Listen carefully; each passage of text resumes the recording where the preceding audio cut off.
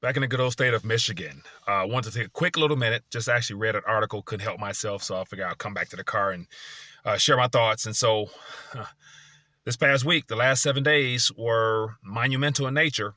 We haven't had such a correction since the last Great Recession. And so, true indicators, if you look at the numbers, you look at the stats, what does that tell you? 7 days, over 12% correction. Would that be something to cause concern? And I bet it is to a lot of people. So I actually just put together a tweet based upon a prior tweet from President Trump that took place on January 9th. And so it basically, when the stock market was going up, we hit an all-time high. The president was very vocal in sharing his thoughts on how everyone should feel happier, that the economy is doing great, their portfolio should be doing fine. And then what happened? A month later, this health situation continues to escalate.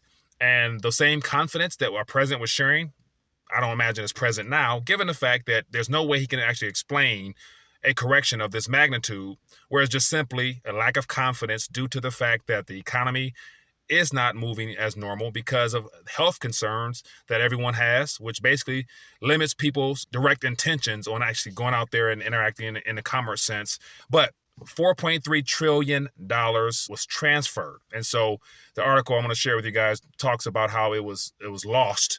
But once again, in this digital age, nothing is lost. It's just simply transferred to those that are in the know, those that know how to profit from these opportunities. And so for the uninformed, for the passive investor, it can be considered a loss. But for the active investors, borderline traders, speculators, a lot of people are also happy, a small few.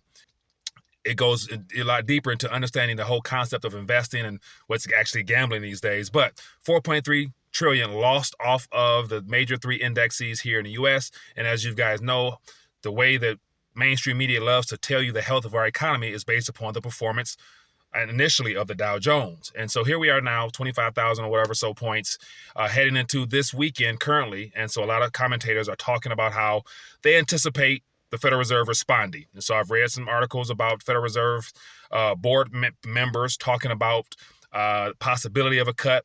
Once the health situation was out of control in this country, then they'll make some cuts or whatnot. But the article here has to do, the title alone caught my attention. That's why I thought I would share it, because you have a mainstream news source posing a question as if like there's an obvious solution outside of what is a guaranteed fact, in my personal opinion.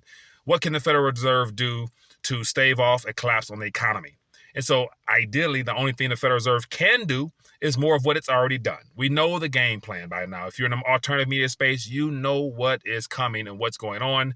The only thing the monetary powers that be can actually do is to cut and increase. Cut the Fed funds rates, which will incentivize borrowing. So therefore, they're anticipating companies that are already in trouble taking out loans to pacify their immediate needs, regardless of the concerns of paying it back in the future. Right now, it's all about taking care of payroll for this upcoming month and all the responsibilities for the debt they owe.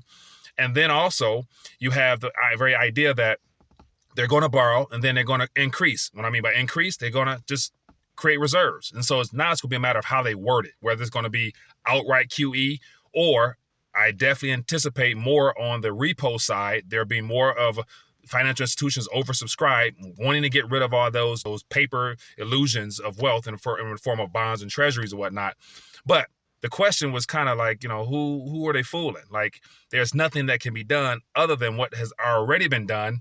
And as we see, it didn't work. It was never designed to solve anything.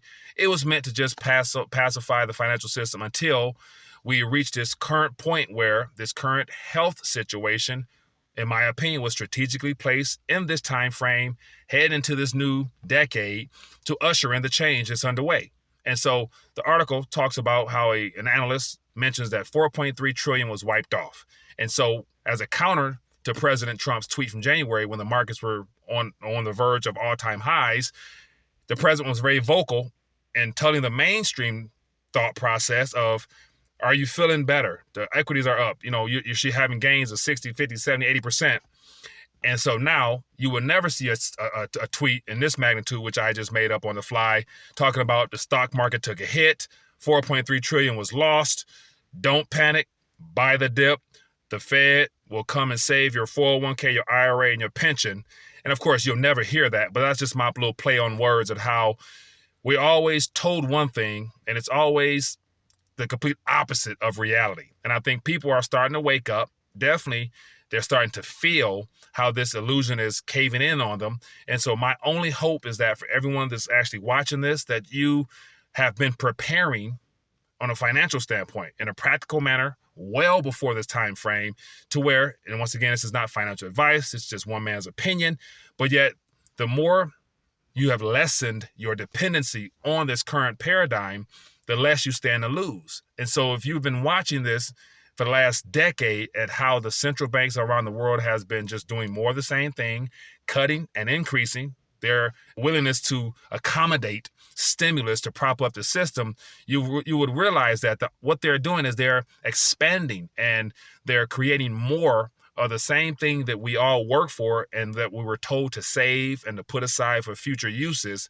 Those items, those toxic assets, as Robert Kiyosaki would say, is a lot of the reason why we're having these issues today. And it's all based upon a debt-based system. And so 4.3 trillion transfer is something that the analyst should have said, because nothing just disappears. Those digits come into existence and then they're transferred back into those that actually are taking advantage of the dips. And so when you have the too big to fail banks like Goldman Sachs, JP Morgan, their analysts coming out saying that we anticipate less growth, we anticipate more stock volatility, what do you think they're doing? They're betting against the things they're telling you to be prepared for. So while they're warning you, they're informing you that perhaps you should sell, you should buy more or whatever. And then on the other end, they're shorting all this, putting options, all that technical stuff they're doing. And that wealth is just simply recycled back into the hands of the same people who created this mess. So anyway, I thought I would just share this. What are your thoughts on this? Are you anticipating more of the same this week? Or, as I mentioned, the Fed will come in and save your 401k, your IRA, and your pension. They will attempt to do that because it's their last line of offense and defense, is in order to not lose the narrative and to lose complete credibility for the mainstream. Because, obviously the people don't really have much confidence in them because we know what they're really about. But the moment they lose control and they either let this thing go or they get involved directly and begin injecting all types of extra stimulus, game's over anyway. Because as we've saw before, it was supposed to be a temporary measure, but nothing about it was temporary because here we are again. So once again, this is how this experiment is going to end. So, I'm sure you're not surprised, but I thought I would share this article. So definitely read this article here, because there's another thing in there I'm going to talk about shortly, and it has to do with this whole health scare and how, I was in the airport and I noticed about 10 so people with masks on.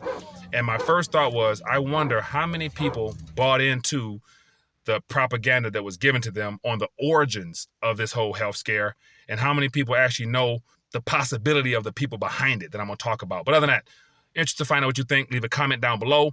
And also, this little tweet that I put together, not meant to scare anybody, but just to show you if things were not as controversial as they are currently, this type of tweet would probably be received in an educational format. So that's why I want you guys to share this video so people can see that for every tweet that comes out from our president encouraging you to stay in the mainstream paradigm, there's also the counter to that. And that's what I wanted this tweet to resemble. But other than that, look forward to hearing your thoughts in the comment section.